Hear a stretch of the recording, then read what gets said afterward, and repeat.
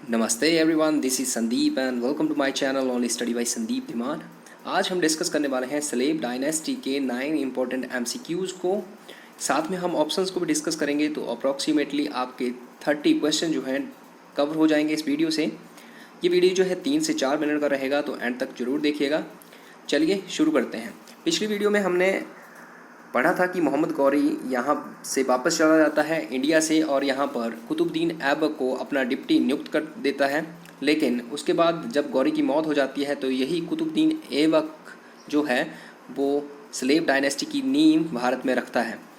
उसके बाद इसकी भी मौत हो जाती है जब, तो ये इसके बाद बनता है आराम शाह जो कि इसका बेटा था, वो बनता है सुल्तान। लेकिन नोबल जो है उसको स्वीकार नहीं करते हैं और इल्तुतमिश जो कि दामाद था कुतुबुद्दीन ऐबक का, वो आराम शाह को हराकर सुल्तान बनता है। ठीक है, आगे चलिए।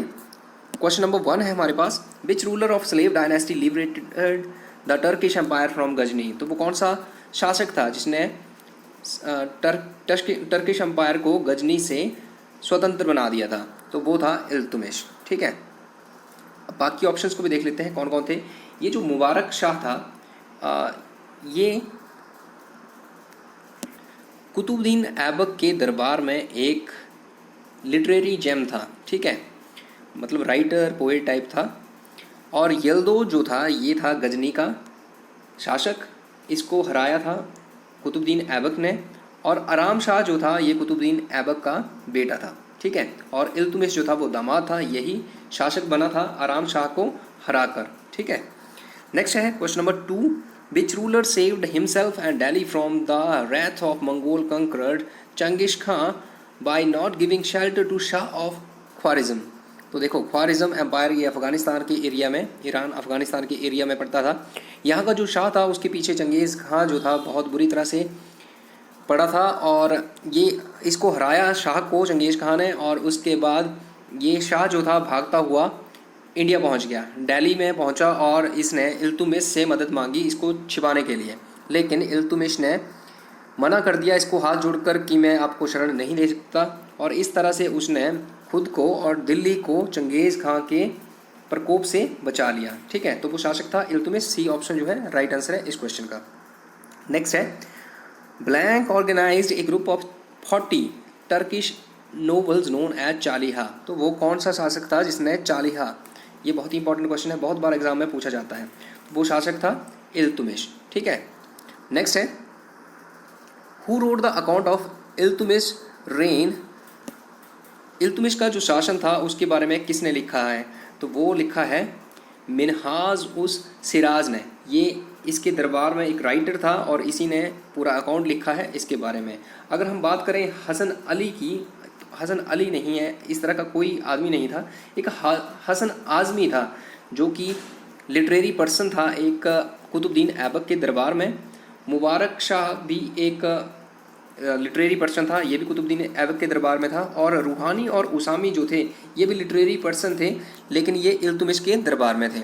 नेक्स्ट है हमारे पास, which ruler nominated his daughter as his successor. किस रूलर ने नॉमिनेट किया था अपनी डॉटर को उसके सक्सेसर के रूप में, उसके उत्तराधिकारी के रूप में? तो वो शासक था इल्तुतमिश। इल्तुतमिश की बेटी थी रजिया, जो बहुत ही काबिल थी। और इल्तुतमिश को अपने बेटों के ऊपर भरोसा नहीं था कि वो अच्छे से शासन कर पाएंगे, इसलिए उसने इनको मतलब रजिया सुल्तान को नियुक्त कर दिया था अपना सक्सेसर। इन्होंने बोला था कि मेरे बाद यही गद्दी की हकदार हैं। नेक्स्ट है, who was declared the sultan after the death of Iltutmish. Iltutmish के बाद किसको सुल्तान घोषित किया गया था? तो मैंने अभी बताया कि नॉमिनेट किया गया था रजिया को, लेकिन रुकनुद्दीन फिरोज जो था वो बेटा था इल्तुतमिश का, इसको नोबल्स ने डिक्लेयर किया था उसका सुल्तान। नेक्स्ट है, but was the time period of Razia's rule. Razia, देखो रुकनुद्दीन जो था वो जल्द ही उसकी मौत हो जाती है, 7 मंथ का शासन था उसका। और उसके बाद रजिया जो है वो बनती है 1236 में और 40 तक शासन करती है ये। ठीक है, ये बहुत ही काबिल लेडी थी और इसने बहुत अच्छे से रूल किया। लेकिन उस टाइम ऐसा था कि कोई लेडी जो है वो शासन नहीं कर सकती है, इस तरह से जो लोग थे, जो दरबारी थे, वो इसके विरुद्ध थे और षड्यंत्र रचे गए और लास्ट में मारी गई थी रजिया एक बैटल में। ठीक है, नेक्स्ट है who was declared the sultan after Razia by the nobles. Nobles ने रजिया के बाद किसको सुल्तान डिक्लेयर किया था? तो वो किया था अलाउद्दीन मसूद शाह, ये तो बिल्कुल नहीं था। बलबन तो लास्ट रूलर था। अलाउद्दीन खिलजी, ये तो खिलजी वंश का था। तो इसमें से नन ऑफ दीज आएगा।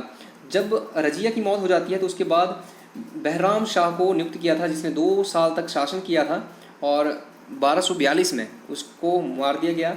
और उसके बाद बना था ये अलाउद्दीन मसूद शाह जो है, उसके बाद बना था। ठीक है, तो यहाँ पर नन ऑफ दीज जो है वो राइट आंसर रहेगा। नेक्स्ट है who was the successor of Nasiruddin Mahmud. Nasiruddin Mahmud का सक्सेसर कौन था? देखो, ये जो अलाउद्दीन मसूद शाह था, यही नाम लेके इसी ने अपना नाम रखा था नसीरुद्दीन महमूद, और ये बना था 1246 में राजा, मतलब सुल्तान।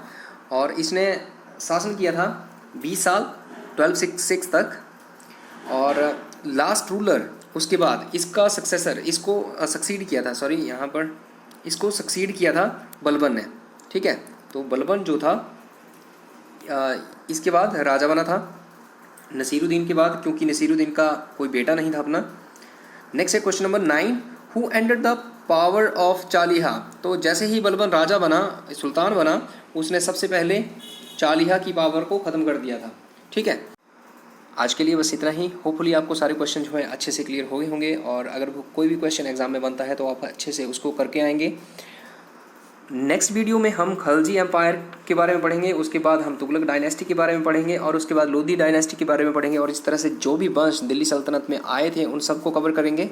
बने रहिएगा चैनल के साथ, वीडियो को लाइक और शेयर ज़रूर कीजिएगा, और दोस्तों से कहिएगा चैनल को सब्सक्राइब करने के लिए। Thank you.